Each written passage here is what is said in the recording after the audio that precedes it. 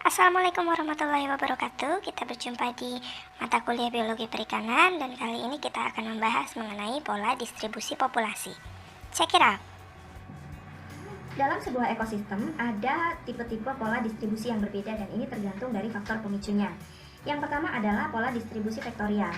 Pola distribusi vektorial ini merupakan pola distribusi di mana individu dalam populasi tersebut menunjukkan respons terhadap parameter lingkungan tempat dia hidup.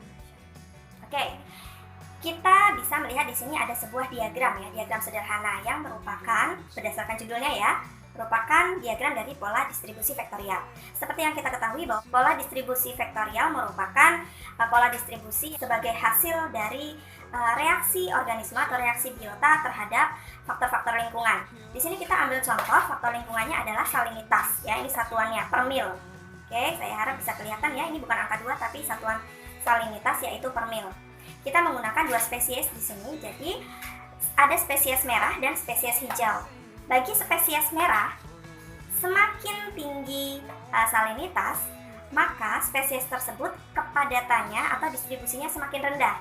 Artinya spesies tersebut adalah spesies air tawar, karena di spesies 0 kepadatannya itu yang paling tinggi. Kita bisa menemukan banyak spesies tersebut di daerah bersalinitas 0 alias di air tawar. Kita bisa menemukan banyak spesies merah. Sebaliknya spesies hijau, semakin rendah spesiesnya, semakin jarang ditemukan. Jadi, dia semakin banyak ditemukan di daerah yang bersalinitas 30. Ya, ini 25, asumsinya di sini 30 ya. Di asumsi 30 justru dia paling banyak ditemukan. Maka kita bisa berasumsi bahwa spesies hijau adalah spesies air laut. Itu hanya hasil bacaan atau interpretasi dari diagram tersebut. Yang perlu diingat adalah distribusi vektorial bukan hanya tergantung dari salinitas. Ada juga reaksi biota terhadap temperatur, reaksi biota terhadap cahaya, dan lain-lain. Arus, gelombang, ya, semua akan berpengaruh.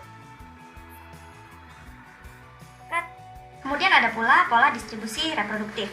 Pola distribusi reproduktif ini ada hubungannya dengan reproduksi baik itu sebelum, selama, maupun sesudah pemicahan. Kemudian ada pola distribusi acak atau stokastik. Ya, pola distribusi acak ini didapatkan dalam lingkungan yang umumnya itu seragam dan ini merupakan hasil dari kesempatan. Kadang faktor-faktor sosial yang ada menghasilkan kelompok dari individu tersebut. Berikutnya ada pola distribusi berkelompok atau contagious ya. Ini adalah pola distribusi yang dinamakan pula sebagai pola distribusi under dispersion atau sinonim dengan super dispersion. Dalam suatu areal didapatkan kelompok-kelompok individu, sedangkan di daerah tetangganya itu nggak ada individu tersebut. Jadi berkelompok, benar-benar berkelompok. Berikutnya ada pola distribusi over dispersion. Over dispersion ini kebalikan dari distribusi berkelompok ya. Pada di pola distribusi ini lebih jarang ada di sampel, tetapi mungkin kalau ada itu merupakan kelompok kecil yang hampir seragam dalam pembagian ruang. Ya, jadi rata pembagiannya. Yang Take one. Sekarang kita akan membicarakan pola distribusi over dispersion, acak, dan berkelompok. Nah, ketiganya ini berbeda tapi ada yang mirip sedikit ya. Untuk over dispersion dan acak ini agak sedikit mirip. Kita ambil contoh ada 5 sampel di sini. Ketika kita mengambil sampel, tentunya sampel ditentukan dari lokasi ya. Ketika kita mengambil sampel, pada sampel pertama kita menemukan spesies tersebut ya, ini kita bicara spesies merah, hijau, dan ungu ya. Kita menemukan spesies merah itu di sampel pertama itu ada 5. Spesies masih merah di sampel kedua ada 5, 4, 5, 6. Jauh ini bisa dibilang ini hampir seragam. Oke, jadi ciri pola distribusi over dispersion itu keberadaan atau pola atau distribusi dari organismenya itu hampir seragam. Nah, kalau pola distribusi acak itu mungkin tidak seseragam over dispersion, tapi kita bisa lihat bahwa angkanya juga tidak terlalu jauh. Ya, mungkin ada sedikit perbedaan, tapi ya mungkin tidak seragam ya, tidak bisa dibilang seragam, tapi juga selisih di antara temuan biotanya itu tidak terlalu banyak.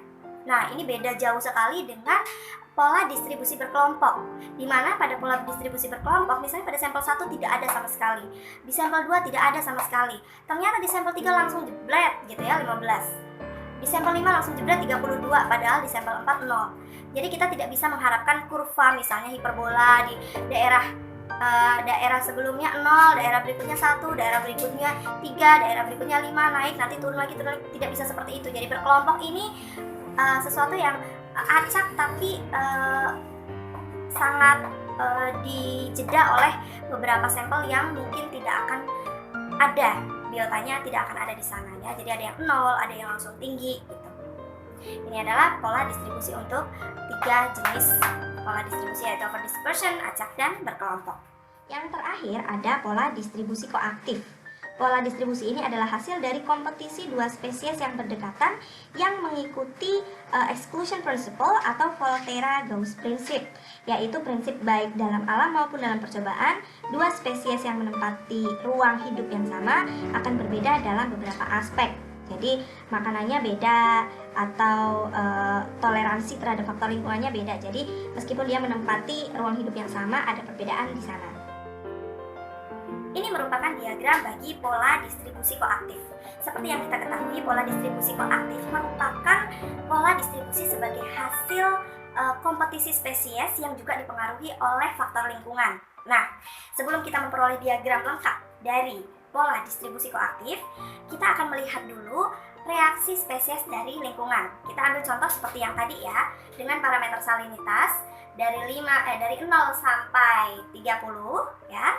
Kita akan melihat reaksi spesies merah dan spesies hijau. Spesies hijau oke untuk salinitas yang tinggi, spesies merah oke untuk salinitas yang rendah. Berarti merah air tawar, hijau air laut. Oke.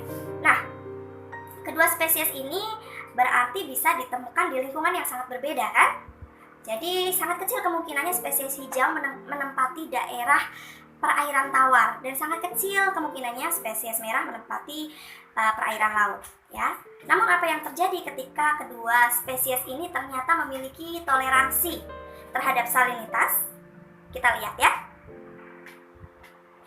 Ketika masing-masing spesies itu berkompetisi ya, artinya spesies hijau muncul di daerah hidupnya spesies merah ya, maka dia mengalami pergeseran kurva. Kenapa sih terjadi pergeseran kurva baik yang hijau maupun yang merah?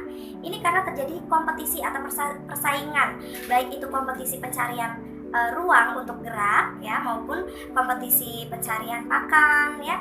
Itu semua akan berpengaruh terhadap pola hidup si biota tersebut, dan pada akhirnya dia akan menyebabkan perbedaan atau perubahan pola distribusinya.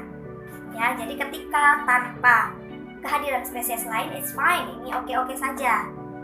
Pola distribusi mereka adalah wajar, normal. Namun ketika spesies lain, kompetisi itu dihadirkan dalam perairan atau media hidupnya, maka terjadi pergeseran kurva menjadi lebih kecil.